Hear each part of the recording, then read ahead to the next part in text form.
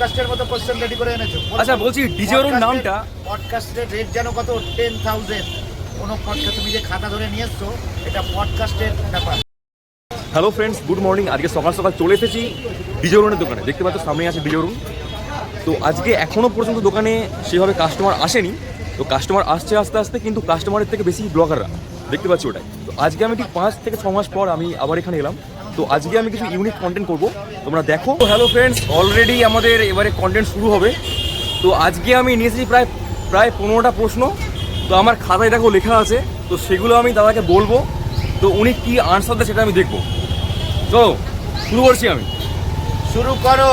তুমি তো পডকাস্টের মতো কোশ্চেন রেডি করে এনেছো। আচ্ছা বলছি ডিজে অরুণ নামটা পডকাস্টের রেট জানো কত?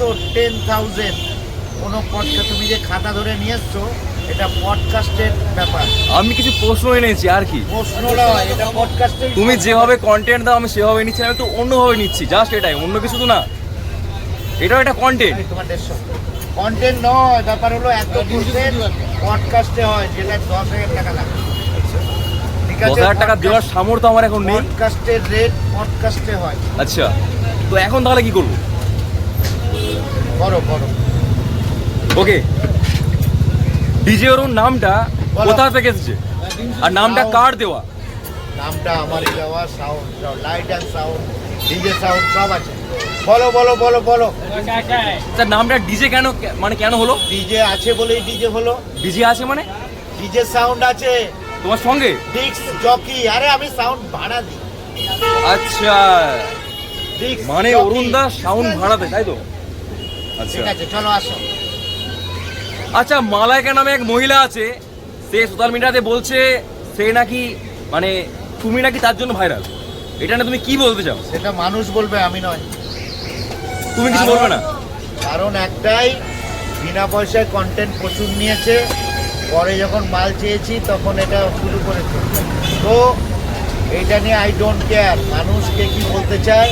আর যার মাথার থেকে ডিজে অরুণ হাত এরকম তুলে নেয় তারা থালা বাসন মাজতে হবে, এবি গ্যারেন্টি আছে। ডিজে অরুণ কি ভাইরাল? ও হাইকোর্টের অ্যাডভোকেট, ওদেরকে ডাকবে। তাহলে মালাইকাকে কি থালা বাসন মাজতে হবে নাকি? আমি মালাইকাকে থালা বাসন নয়, মালাইকার নামই ধরাই এখানে অনুচিত। 150 করে ভিজে গেছে। আচ্ছা, কারণ ওকে সে জেনে নেবে, বুঝবে শক্তি খেলা হলে। যখন নদী টপকাতে পারছিল না 99 ফলোয়ার্স নিয়ে, শুধু মাইনাস হয়ে যাচ্ছিল, ডিজে অরুণ ছাড়া নদী টপকে যায়নি ওকে। এটা ভালো করে জেনে দেখো, সেটা আমার সমস্ত দিয়ে ক্যামেরাম্যান সবাই জানে। ওকে নদী টপকে দিলাম, 1 লক্ষ ফলোয়ার্স হলো আচ্ছা, আমার সঙ্গে ভিডিও করার পর। আচ্ছা, আর সে যখনই 1 লক্ষ হয়ে গেল তখন বেকার কমেন্ট করা শুরু। আচ্ছা, বুঝতে পেরেছি। কারণটা কি? সোশ্যাল মিডিয়াতে তুমি কত সাল থেকে ভাইরাল, আর তুমি এটাকে ধরে রেখেছো কি হবে? এটা মানুষের ট্যালেন্টের জন্য। আমার ট্যালেন্ট আছে বলে আমি ধরে রেখেছি। যেরকম রানু মণ্ডলের ট্যালেন্ট ছিল বলে একটু জোরে বলো, জোরে বলো যাতে শুনতে পাই। যেটুকু বলেছি আমি গলা ফাটাবো না। আচ্ছা, যেটুকু বলবো আমার গলার আওয়াজ বেঁচে গেলে এই ডিম, যতটুকু বলবো ওইটুকুই নিতে হবে। আর ওই আর বাদাম তুমি কাকু কত সাল থেকে ভাইরাল এটা মনে নেই। মনে নেই? ওদের প্রথম ভিডিও কে করেছিল? এটা বলা যাবে না না, হালকা যদি এখন 7,000-এর ওপর ব্লগার আছে। 7,000। 7,000। কত ব্লগার মাথায় রাখা যাবে না। আমার খুব কাছের মানুষ প্রথম ভিডিও করেছে। আচ্ছা, চাইনিজ পরোটা শুভদা, তোমার পরোটাকে বলে ড্রেনের জলের পরোটা। এটা নিয়ে তুমি কি বলতে চাও অরুণদা? আমার কথা ছাড়া কোনো কন্টেন্ট ক্রিয়েটার কোনো ভাইরাল হতে গেলে আমার কথা কোনো না ভিডিও কোনো না কোনো অংশ দিতে হবে। তো ড্রেনের জলের পরোটা হোক আর যা জলের পরোটা হোক, হ্যাঁ, এটা কর্পোরেশন এরিয়া। কর্পোরেশন প্রতিদিন জল চেক করে টর্চ মেরে নেবে, ঠিক আছে? তো ড্রেনের জলের পরোটা হলে 1-1.5 হাজার লোক খায়, তাহলে ড্রেনের জলের পরোটা নিশ্চয়ই খায়। আচ্ছা আচ্ছা, একদম। তুমি কিছুদিন আগে চাইনিজ পরোটা দোকানে তুমি গিয়েছিলে, তোমার চাইনিজ পরোটা খেয়ে তোমার কেমন লেগেছে সেটা আমাকে রিভিউ দাও। তোমার কেমন লেগেছে? ওটা পরোটাও না, আচ্ছা, কচুরিও না। আচ্ছা, ওটা কি?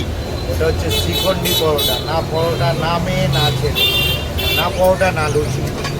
শিখন্ডি পরোটা। আমি একটুখানি কামড় মেরেছিলাম, আচ্ছা, সাইড কেটে গেছে।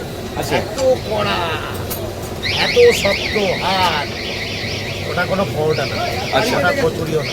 আচ্ছা, আর তোমার পরোটার নাম ফোনপে পরোটা হলে কি হবে? ফোনপে যখন কিয়ক্সটা এসেছিলো, আমি বিভিন্নভাবে আমি অ্যাঙ্কার, যখন যেটা মনে হয় তখন সেটা বলি।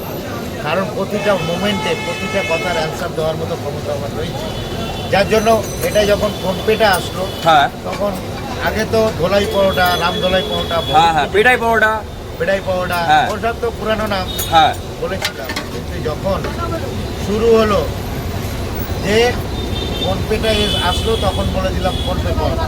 তা দেখলাম এখন তো জিপেও পরোটা বলি, তাও হয় না, ওই ফোনপেটাই আটকে গেছে। আচ্ছা আচ্ছা, তোমাকে নিয়ে এত রোস্টিং হয়, এত কন্ট্রোভার্সি হয়, প্লাস তোমার কমেন্টে গেলে হাজারো হাজার গালাগাল, সেগুলোকে তুমি ম্যানেজ করো কিভাবে? গালাগাল থাকে একদম, আমরা নিজের চোখে দেখেছি প্রচুর গালাগালি থাকে। গালাগাল তারাই করে যাদের বাবা মা কোটি কোটি টাকা খরচা করে একটা ছেলেকে মানে প্রতিষ্ঠিত জায়গায় নিয়ে আসে। হ্যাঁ আর গালাগাল করার কারণ আমি শুধু পরোটা বিক্রি করে আমি হ্যাঁ। এই জায়গায় পৌঁছে গেছি, হ্যাঁ। এই জায়গায় আসতে পারছে না বলেই তাদের গালাগাল। তাদের তো আমি বাসের খুঁটি গিয়ে নাড়াই না, না, না, আর একদমই না। হাতের তালা কেড়েও নিই না, আচ্ছা। রাইট? Right, আমার yes, জায়গায় আসতে right. পারছে না বলেই তারা কিন্তু এই গালাগালির বাতাবরণ ছড়াবে। কারণ আমার থেকে অনেক গুণ খরচা করেছে বাবা মা, কিন্তু সেই জায়গায় আসতে পারে। আচ্ছা, তুমি বারে বারে বলছো তুমি নাকি ইলেকশনে দাঁড়াবে, তো 2026-এ গিয়ে আমরা কোনো পার্টির তরফ থেকে তোমাকে দাঁড়াতে দেখতে পাবো? অবশ্যই অবশ্যই। সেটা কোন পার্টি কি বলা যাবে এখন? আচ্ছা, অলরেডি কি কোনো পার্টি থেকে তোমার কাছে মানে রিকমেন্ড এসছে? এসছে বলেই ডিক্লেয়ার হয়েছে ওকে, তাহলে 26-এ আমরা ডিজে অরুণকে দেখতে পাচ্ছি কোনো বিধায়ক। বিধায়ক। ওকে, আচ্ছা অরুণ দা, আর একটা কন্ট্রোভার্সি প্রশ্ন। বলো। চাইনিজ পরোটা দোকান থেকে বারে বারে বলা হয়, বলে ডিজে অরুণের নাকি 3টে বিয়ে, এটা কত সত্য? 3টে না, 136টা বিয়ে। 136টা? হ্যাঁ। তাহলে কি ওরা ভুল যাকে- বলে 3টে?